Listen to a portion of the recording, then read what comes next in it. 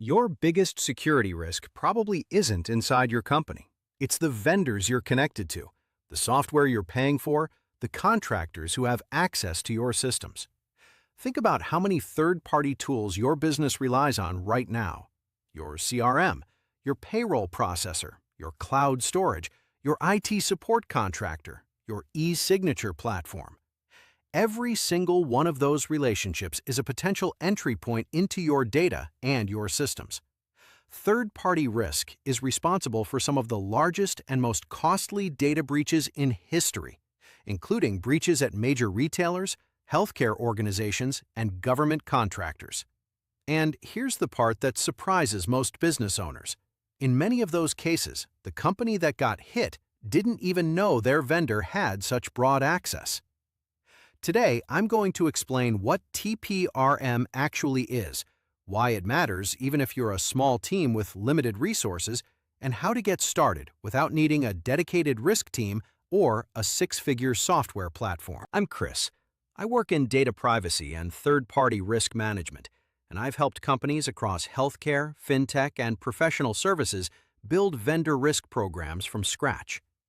This channel exists because compliance doesn't have to be overwhelming. I break down frameworks, regulations, and risk management concepts in plain English, no jargon, no fluff, so that founders and business owners can make smart decisions without needing to hire a full compliance team. TPRM stands for Third-Party Risk Management. At its core, it's a structured process for identifying, assessing, and managing the risks that your vendors, partners, and service providers introduce to your business before something goes wrong. Let's break that down. Every vendor you work with gets some level of access to your operations. Maybe they can see your customer data. Maybe they process payments on your behalf. Maybe they have a login to one of your internal systems or cloud environments. Each of those touchpoints is a potential vulnerability. TPRM is the discipline of mapping out all of those touchpoints, assessing how risky each one actually is based on the type of data involved and the level of access granted, and then putting controls in place so that one vendor's poor security practices don't cascade into a breach on your end. It's about being proactive instead of reactive. Most businesses only think about vendor risk after something goes wrong.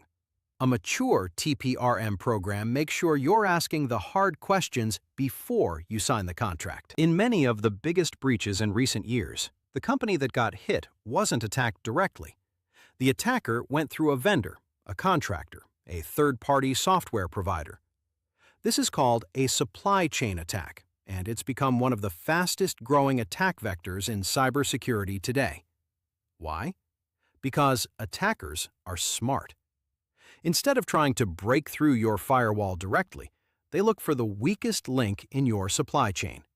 A small IT vendor with poor security hygiene, a contractor who reuses passwords, a SaaS provider that hasn't patched a known vulnerability. Any one of those can become the door into your systems. Beyond the cybersecurity angle, there are serious regulatory implications. For healthcare companies, HIPAA requires you to have business associate agreements in place with every vendor that touches protected health information. If your vendor gets breached and patient data is exposed, you can face OCR penalties even if your own systems were completely locked down.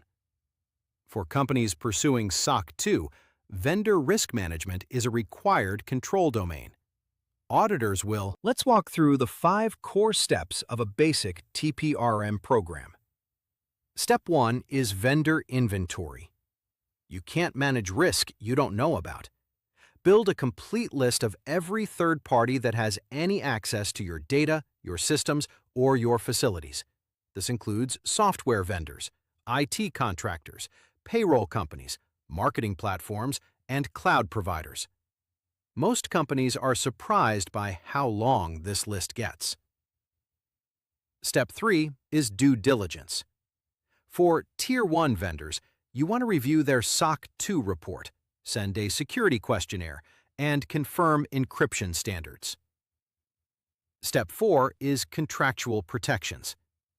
Every high-risk vendor should have a signed data processing agreement, breach notification timelines, and data deletion clauses. Step 5 is ongoing monitoring. Vendor risk isn't a one-time checkbox. Build in an annual review cycle for high-risk vendors, plus event-triggered reviews when a vendor announces a breach. You don't need a six-figure GRC platform. A spreadsheet and a simple questionnaire gets you 80% of the way there. Start with your top 10 vendors and run them through a basic assessment. Free TPRM starter framework linked in the description. Third-party risk is the gap that gets companies in serious trouble. Subscribe for more and check out my next video on SOC 2 versus ISO 27001 to know which one your business actually needs.